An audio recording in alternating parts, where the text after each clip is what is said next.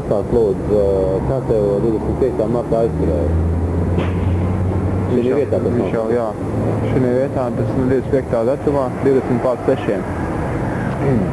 Un 5 cilvēki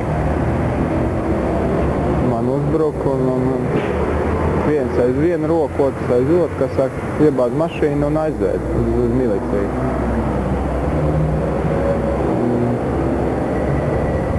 Ko es, diemžēl tālāk, grūti pastāstīt, ja es jau 3 stundas tur pavadīju milicijā. Un kur atrodas iecirkums, kurā vietā? Oktobra rajonā. Tas ir... Tur, kur es dzīvoju, Sarkandaugavā. Turienes. Kaut kur pa 9:30 es jau biju mājās.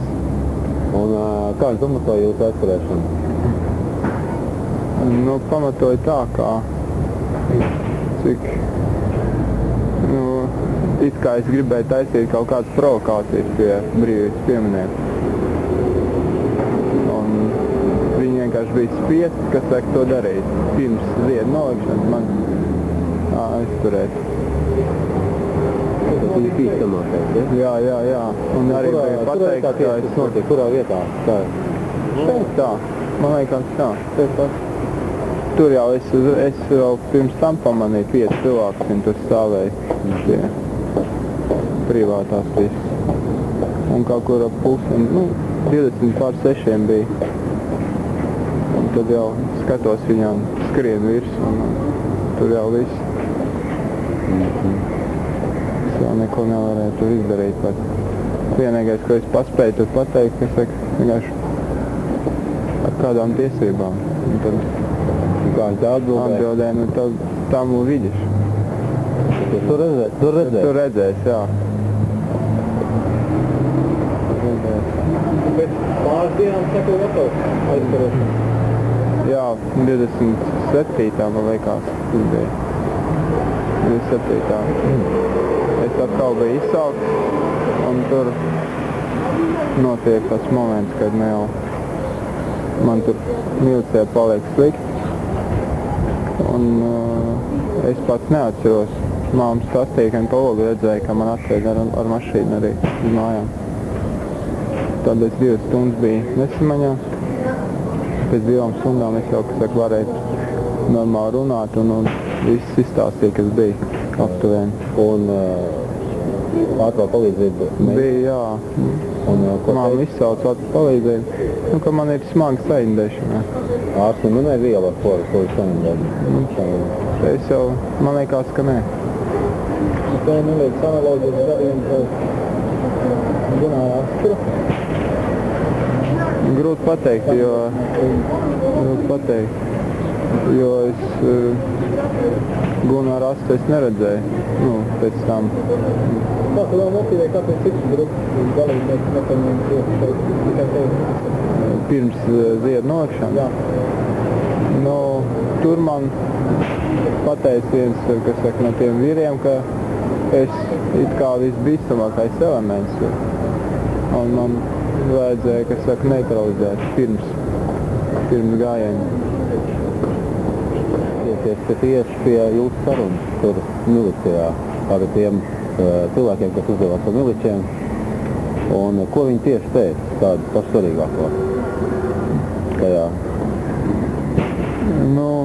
Vispār viņi man liekas saprast, ka ja es nebeigšu šito, jā, kas saka, savu darbību, tad jau viņi varēs pat kaut kur uztaisīt tādu provokāciju, varbūt tās,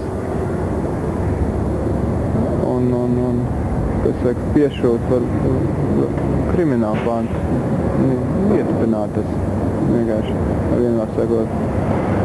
Pēc tam arī bija tāda runa, kas saka, man prasīja, vai es negribu izceļot no Latvijas.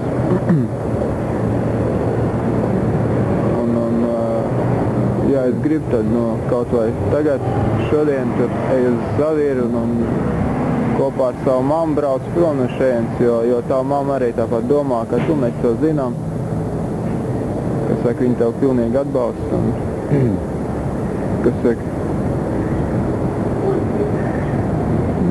gandrīz tā, rukā formāk, saka, nu gan arī tā, kā saka, vācies prom, tad neviens tev neliek to darīt.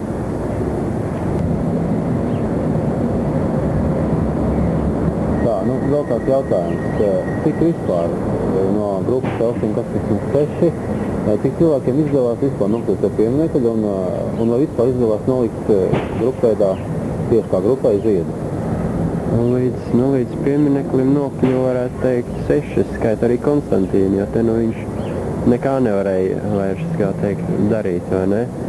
Nu, ziedus nolikt izdevās mums 5, tas ir man, Litai, ecētājai, Mārtiņam Āboliņam, Jurim Vidiņam un Mirdzē, ja? Un pēc tam momentā tika savākt Juris ar Mārtiņu, abi divi. Tur pat pie pieminekļa? Pie pieminekļa, jā, to līdz. Man ar Litis izdevās aiziet iekāpt mašīnā un nolēmām gaidīt pārējos, kā bija sarunāts, vai ne? Atskrien izbijusies Ilze, jā, Jurim meita. Jā, Ilze un tur. Jā, stāsts tēvs savāks un Mārtiņš savāks un nu ko, nolēmām, ka nu jābēg. Kur tu tālu beigs, piebrauc Volga priekšā un spēcīgi vīri skāp jārā.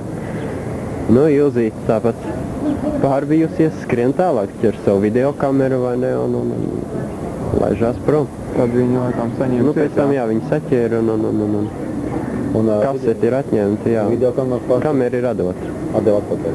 Kamera ir atdot, jā. Nu, kā mēs, tas ir, var teikt, laimes gadījums, pateicoties, kam mēs līdz piemineklim vispār tikām. Tātad 6 cilvēkiem izdevās, tomēr... 5 līdz piemineklim, jā, un Konstantīns... Jā, un kāds visiem pārējiem grupas locekļiem bija tai dienā? Nu, kurais cits mērī, piemēram, es zinu, ir Slokā kaut kur aizturēt. Ārīs tas ir Rīgā paņemts ciet. Nu, ko var teikt? Pateicoties tam, ka mēs 2 dienas jau iepriekš pirms 25. dzīvojam. Kā tur kaut kas arī Sadovskis arī Rīgā pie Sakas, jā, tai dienā. Paņemts ciet. Ko mēs varētu darīt, lai turpmāk neatkārtotos? Ja nāk 14. un pārējie datumi? Lai neatkārtotos, būt uzmanīgākiem un nedzīvot mājās, teiksim. 3 dienas pirms noteiktā datuma. Pārģērties kaut kā. Cits izējas, manuprāt, nav. Un vēl tam jāuzņemās ir tomēr loma vai Helsinki grupai, vai māksliniekiem, rakstniekiem. Vai kopā jāsadarbojās un jānosaka laiks un vietas. Šitās virsēties staigāt 2 stundas, man liekas. Būtu jau ļoti patīkami, ja mēs varētu kopā kaut kādā veidā sadarboties, bet nu patreiz tas kur nu mēs solīt par priekšu, kur atkal rakstnieku savienība pussolīt par priekšu un kur apsteigs, jā. Tā mēs te cīnamies savā starpā dažreiz. Nu, mūsu paziņojums bija 8. martā, pēc tam tikai viņi. Nu, šī gadījumā jā. Mēs bijām pirmie.